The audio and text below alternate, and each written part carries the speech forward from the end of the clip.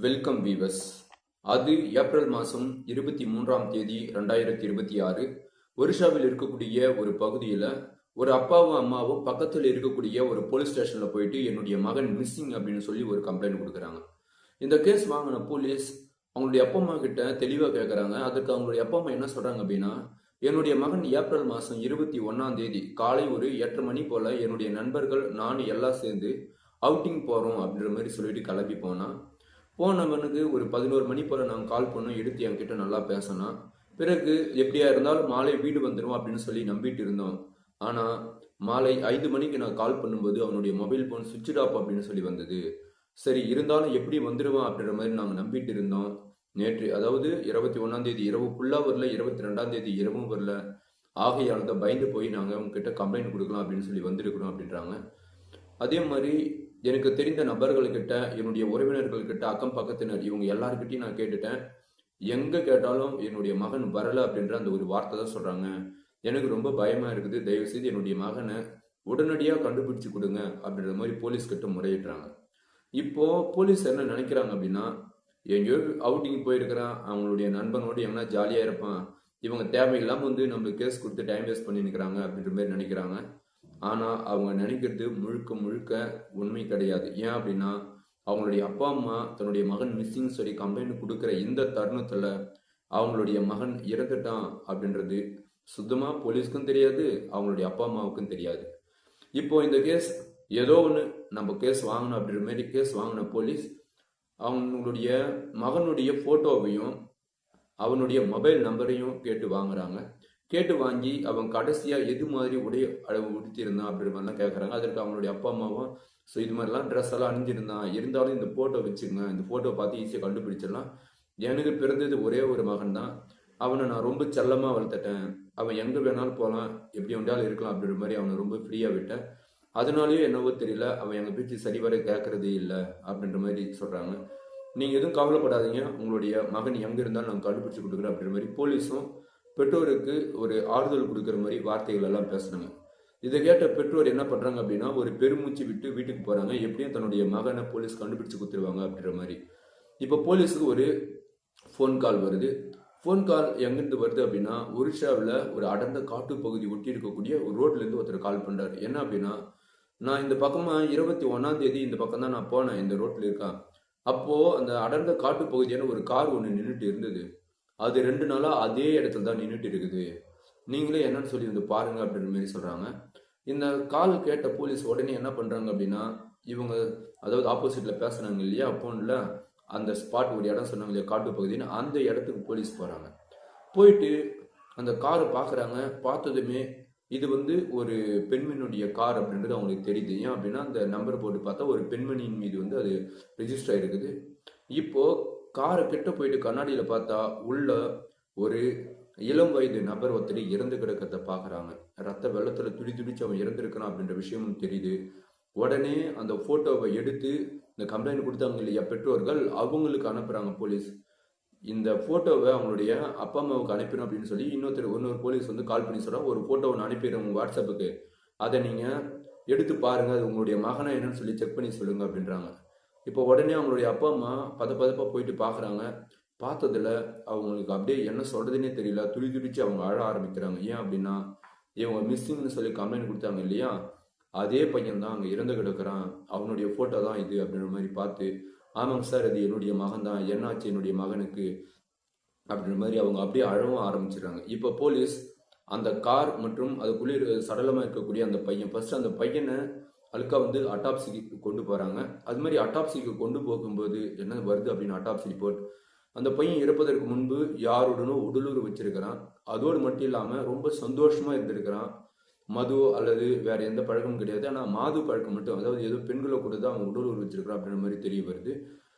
அதோடு இல்லாமல் வேற இன்னொன்று பார்த்தீங்க அப்படின்னா, அவன் இறப்பதற்கு முன்பு யாரோ அவனை ஒரு இரும்பு கம்பியால் ஓங்கி தலைமையில் அடிச்சதில் அவனுடைய மண்டை கிழிந்து அளவுக்கு அதிகமான ரத்தம் வெளியேறி துடி துடிச்சு உயிர் போயிருக்குது அப்படின்ற ஒரு ரிப்போர்ட்டும் வருது. இப்போ போலீஸ் அந்த காட்டை ஒட்டி ஏதாவது தடயம் எதுனா கிடைக்குமா அப்படின்ற மாதிரி போயிட்டு தேடி பார்க்குறாங்க. தடவியல் நிபுணர்களை வர வச்சும் தேடி பார்க்குறாங்க. அது மாதிரி தேடி பார்த்ததுல காரினுடைய பின்பக்க சீட் இருக்குது இல்லையா, அங்கே ஏதோ ஒயிட் கலர்ல காஞ்ச மாதிரி இருக்குது. அதை பார்த்ததுமே போலீஸ்க்கு தெரிய வருது, இது கட்டாயம் வந்து இது ஒரு விந்து அப்படின்ற மாதிரி. இந்த விந்து ஒருவேளை இறந்து போனானே அந்த பையனு தான், இல்ல வேற யார் தான் என்ன அப்படின்னு சொல்லி தெரியல அப்படின்ற மாதிரி இறந்த நபருடைய அவனுடைய டிஎன்ஏ டெஸ்ட்டும் இந்த விந்தினுடைய டிஎன்ஏ டெஸ்ட் எடுத்து பார்க்குறாங்க. எடுத்துமே கரெக்டாக மேட்ச் ஆகுது. அப்போ இந்த விந்து, அதாவது இந்த விந்து வெளியே வந்த பிறகுதான், அதாவது இந்த இது சொன்னாங்க இல்லையா உடலுறு வச்சிருக்கிறான்னு சொல்லி, அது வெளியே வந்த பிறகுதான் சம்திங் ஏதோ நடந்திருக்குது. அதில் தான் ஆப்போசிட்ல இருந்த பெண்ணோ அல்லது ஆணோ இவனை சராமரியா, அதாவது மண்டையில ஓங்கி அடிச்சு சாகடிச்சிருக்கிறாங்க அப்படின்ற விஷயம் போலீஸ்க்கு தெரிய வருது. இப்போ போலீஸ் அந்த நான் முன்னாடி சொன்னேன் இல்லையா ஒரு பெண்மணியின் மீது பதிவாயிருக்குது இந்த கார் அப்படின்னு சொல்லி, அந்த பெண்ணுடைய அட்ரஸ் பார்க்குறாங்க. அது இந்த கம்ப்ளைண்ட் கொடுத்தாங்க இல்லையா அப்பா அம்மா, அவங்க இருக்கக்கூடிய இடத்துல இருந்து சுமார் 20 கிலோமீட்டர் தூரத்தில் இருக்கக்கூடிய ஒரு கல்லூரியினுடைய ஒரு பேராசிரியர் அவங்களுடைய பேர்ல தான் பதிவாயிருக்குது. இப்போ அந்த பெண்மணியை போயிட்டு கைது பண்ணி விசாரணை மேற்கொள்றாங்க. அது மாதிரி விசாரணை மேற்கொள்ளும் போது கார் எந்து தான் சரிங்களா, ஆனா இந்த சம்பவத்தை பண்ணது நான் கிடையாது, இது வந்து என்னுடைய நண்பர் ஒருத்தர் இருக்கிறாங்க, அவங்க பெண் நண்பர் தான், அவங்க தான் எனக்கு கார் அர்ஜென்ட்டாக தேவைப்படுது அப்படின்னு சொல்லி என்கிட்ட இருந்து வாங்கிட்டு போனாங்க. நான் கொடுத்துட்டு நான் அமைதியாக விட்டுட்டேன். இப்போ அந்த பெண்மணி எங்கே போனாங்க அப்படின்னு சொல்லி எனக்கு சுத்தமாக தெரியவே தெரியாது. நீங்கள் வேணுமா இருந்தால் அவங்க கிட்ட போயிட்டு விசாரணை மேற்கொள்ளுங்க அப்படின்ற மாதிரி இந்த பேராசிரியர், அது அந்த கல்லூரி ஆசிரியர் அவங்க சொல்கிறாங்க. இதை கேட்ட போலீஸ் இந்த பெண்மணி பொய் சொல்கிறாங்க அப்படின்ற விஷயம் நல்லா தெரியுது. ஏன் அப்படின்னா இவங்க ஒவ்வொரு வார்த்தையும் ஒரு ஒரு மாதிரி மாற்றி மாற்றி பேசுகிறாங்க. ஒரு முறை அவங்களா கொண்டு போயிட்டாங்க அப்படின்றாங்க கார், எனக்கு சொல்லாமல் கொள்ளாமல். இன்னொரு முறை என்னுடைய மகன் இருக்கிறான், அவன் கொண்டு போய் கொடுத்துருக்கிறான், அது எடுத்துட்டு அவங்க போயிருக்கிறாங்க அப்படின்ற மாதிரி சொல்றாங்க.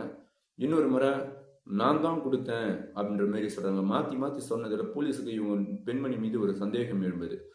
சந்தேகம் எழும்புதில்ல, நீங்க அந்த காட்டுப்பகுதிக்கு கடைசியா எப்போ போனீங்க அப்படின்னு சொல்லி கேட்கும்போது ஒரு 2-3 நாளைக்கு முன்னாடி போனேன் அப்படின்ற மாதிரி இவங்க யதார்த்தமா சொல்ல போலீஸ் இந்த பாயிண்ட் அவங்க நோட் பண்றாங்க. அதாவது அவங்க தெரிஞ்சு சொல்றாங்களா இல்லை தெரியாம சொல்றாங்களா அப்படின்னு சொல்லி தெரியல. ஒரு 2-3 நாளைக்கு முன்னாடி போனேன் அப்படின்ற மாதிரி சொன்னதுமே அப்போ இந்த பெண்மணி தான் அங்க போயிருக்கிறாங்க அப்படின்ற மாதிரி போலீஸ்க்கு வந்து ஒரு உறுதிப்பாடு கிடைச்சிருது.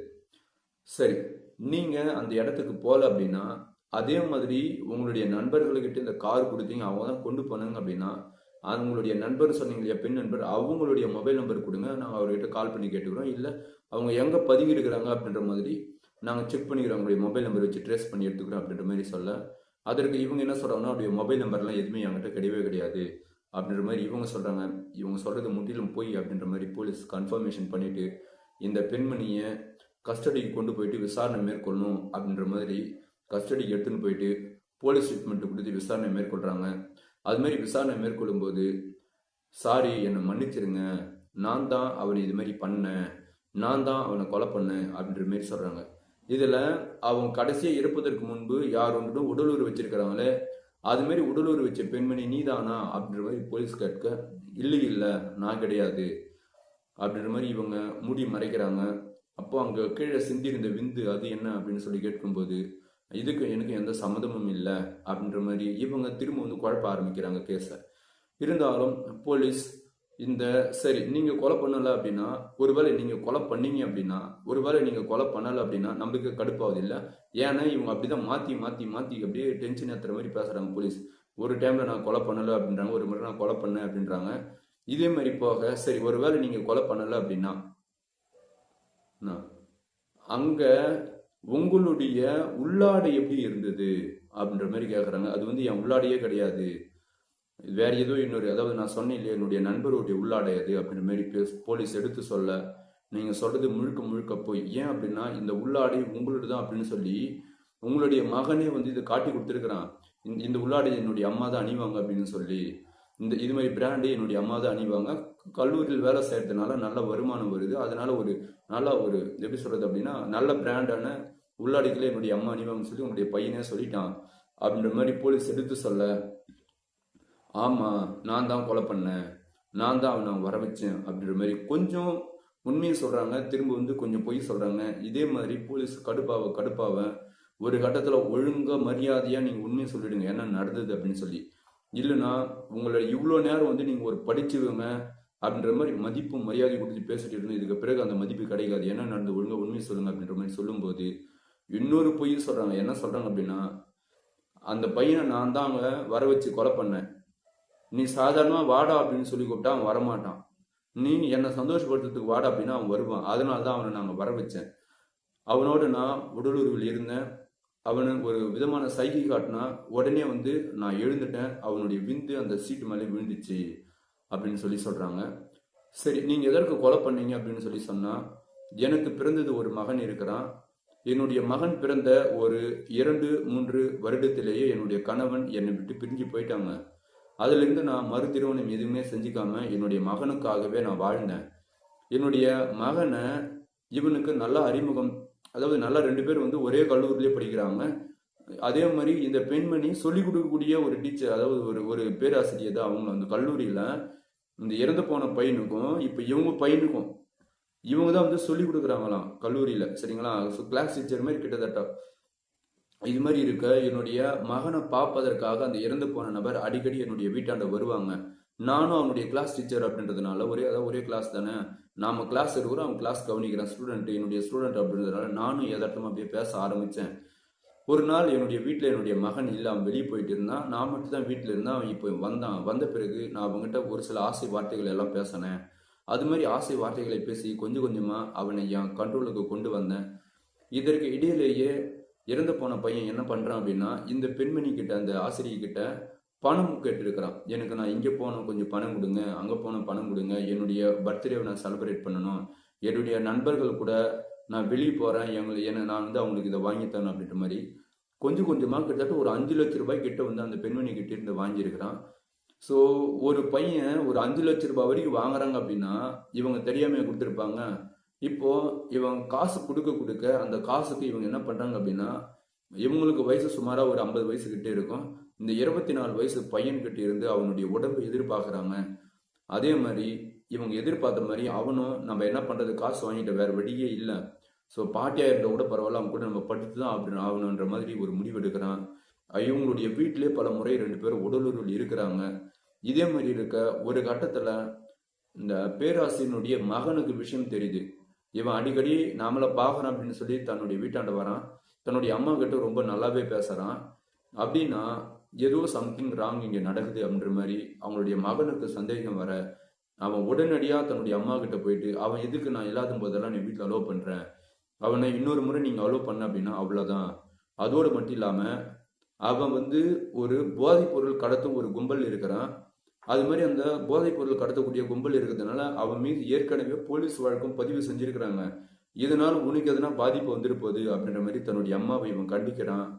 ஒரு கட்டத்துல அவங்க படிச்சவங்க அப்படின்றதுனால தன்னுடைய மகன் என்ன சொல்றான் அப்படின்றது தெளிவா புரிஞ்சு, இவன் எங்கேயாவது ஏதாவது போயிட்டு போதைப் பொருள் கடத்தி மாட்டினான் அப்படின்னா அதுல நாமளும் கூட்டு சேர்ந்துருக்கிறோம் அப்படின்ற மாதிரி நாமளையும் கை நீட்டி காட்டி நம்மளையும் கொண்டு போயிட்டு சிறையில் வைக்கிறது வாய்ப்பு இருக்குது.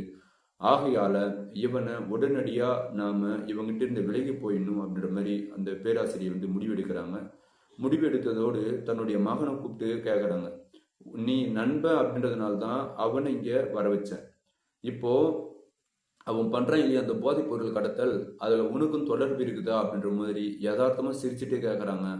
அதற்கு அந்த பேராசிரியனுடைய மகன் என்ன சொல்றான் அப்படின்னா, இல்ல அதெல்லாம் எதுவும் இல்லை, நான்லாம் அதெல்லாம் எதுவுமே செய்ய மாட்டேன் அப்படின்ற மாதிரி சொல்றான். ஆனா அவங்களுடைய அம்மாவுக்கு தெரியாது, அது அந்த பேராசிரியருக்கு தெரியாது. அந்த இறந்து போன நபர் இருக்கிறான் இல்லையா, அப்போ உயிரோடு இருந்திருப்பான், அவனும் இவங்களுடைய மகன் இவங்க எல்லாரும் ஒன்னா சேர்ந்துதான் அந்த ஏரியாவில் வந்து கஞ்சா இது மாதிரி இருக்கக்கூடிய இந்த போதை வஸ்துக்களை எல்லாமே இவனுங்க சேல் பண்றானுங்க. ஒரு குறிப்பிட்ட இடத்துல இருந்து கம்மி ரேட்டுக்கு வாங்கி கொண்டு வந்து இவங்கள மாதிரி படிக்கக்கூடிய கல்லூரி பசங்களுக்கெல்லாம் ஒரு குறிப்பிட்ட ரேட் அதிகமாக வச்சு விற்று அதில் இவங்க குளிர் காஞ்சிட்டு இருக்கிறாங்க அந்த வருமானத்தை வச்சு அப்படின்னு சொல்லி அந்த கல்லூரி பேராசிரியருக்கு தெரியாது. ஆனா இவன் என்ன நினைக்கிறான் அப்படின்னா, அடடா நாமளும் அவனும் ஒன்னா போயிட்டு இது மாதிரி வியாபாரம் பண்ணிட்டு இருந்து இல்லையா, இந்த விஷயம் எப்படி அம்மாவுக்கு தெரிஞ்சிடுச்சு, ஆகையால தன்னுடைய அம்மாவை நாம வேற மாதிரி பிளாக்மெயில் பண்ணணும். ஏன் அப்படின்னா இன்னொரு டைம் நீ என்னுடைய நண்பன்கிட்ட பேசணும் அப்படின்னா உன்னை நான் தொலைச்சிருவேன் அப்படின்ற மாதிரி தன்னுடைய அம்மாவை நாம வெறுக்க ஆரம்பிச்சோம் அப்படின்னா இந்த உலகமே நாம தான் சொல்லி அம்மா நம்பிட்டு இருக்கிறாங்க. நாமளே வெறுத்துட்டோம் அப்படின்னா அவங்க ஈஸியா அந்த பையனையும் வெறுத்துருவாங்க. ஆகையால நாம தன்னுடைய அம்மாவை வெறுக்கிற மாதிரி நம்ம நடிக்க ஆரம்பிக்கணும் அப்படின்ற மாதிரி தன்னுடைய அம்மா கிட்ட அவன் சரிவர பேசுறது இல்லை, கொள்றது இல்லை, வீட்டுக்கு வந்தாலும் சரியா சாப்பிட்றது இல்லை. இதே மாதிரி இருக்க தன்னுடைய மகன் மீது அந்த ஏற்பட்ட அந்த அதிருப்தியை போக்குவதற்காக அவங்களுடைய அம்மா ஒரு முடிவு எடுக்கிறாங்க. அந்த பையன் இறந்து போன பையனை எப்படி நம்ம மறக்க முடியாது சரிங்களா. அப்போ வந்து உயிரோடு தான் இருந்திருப்பான், இப்போ இறந்துட்டு இருப்பான் சரிங்களா.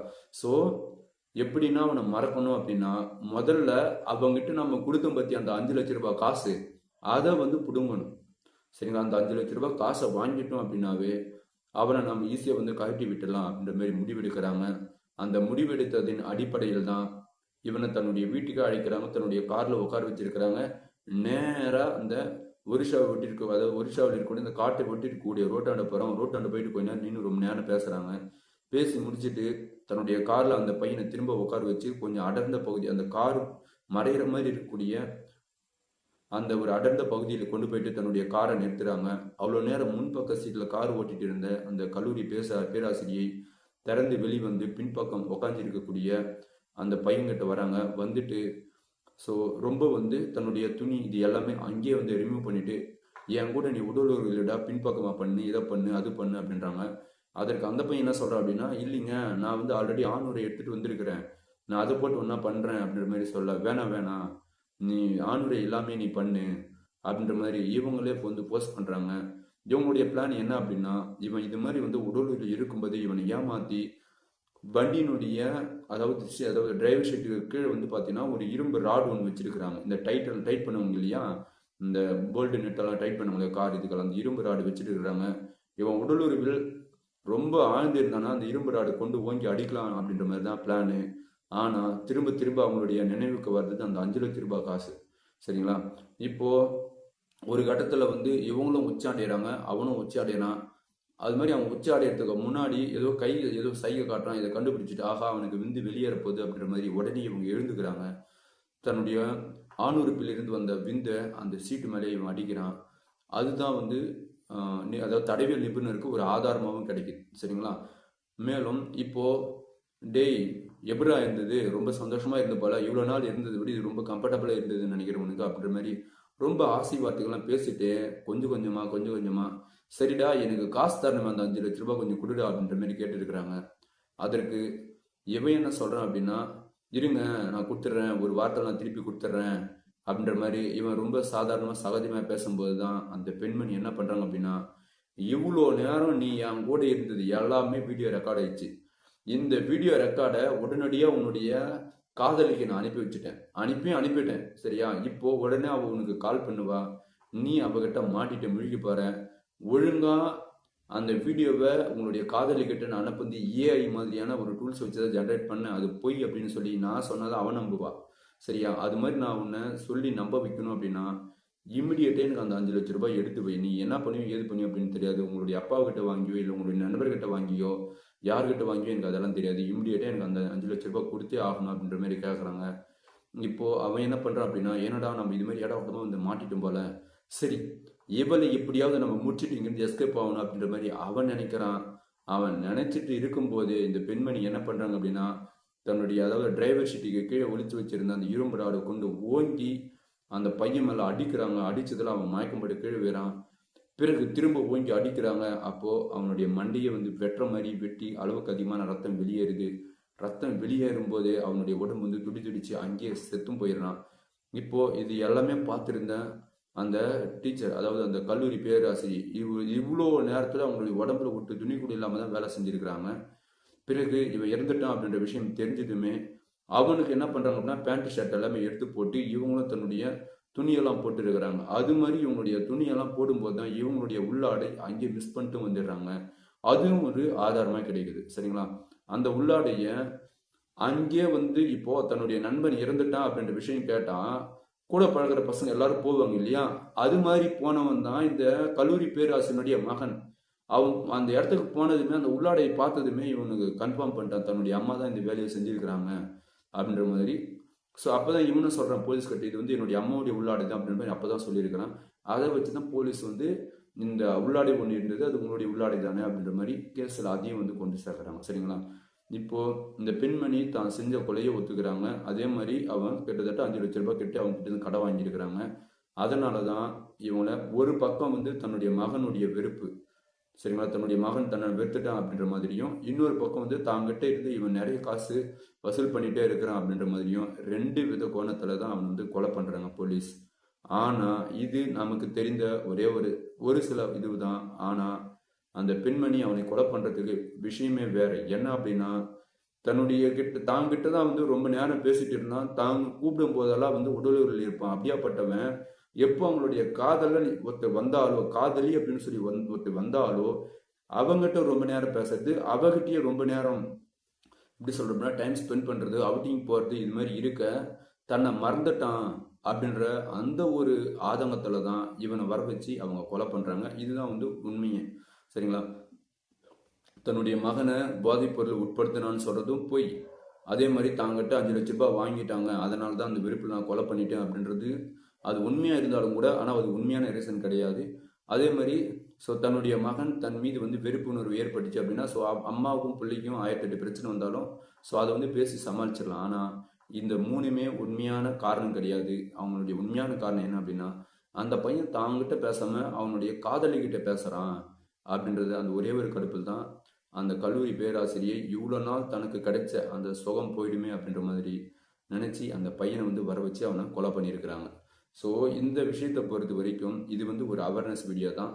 தேவையில்லாமல் யார்கிட்டையும் நீங்கள் கை நீட்டி காசு வாங்காதீங்க. அதே மாதிரி அறிமுகம் இல்லாத பெண்கள்கிட்ட நீங்கள் யாருமே டேரெக்டாக போயிட்டு உடலுறவு வச்சுக்கிறது, அவங்க எதார்த்தமாக ஒரு முறை 2 முறை பழகினாவே உடனே வந்து அவங்க கூப்பிட்றாங்க அப்படின்னா நீங்கள் போயிட்டீங்க அப்படின்னா அது உங்களுக்கு ஒரு அழிவை ஏற்படுத்தி கொடுக்கும் அப்படின்றது தான் இங்கே நிதர்சனமான உண்மை. சரிங்களா? இந்த வீடியோ உங்களுக்கு பிடிச்சிருக்கு நான் நம்புறேன். இவ்வளோ நேரம் இந்த வீடியோ பார்த்த அனைவருக்கும் நன்றி, வணக்கம்.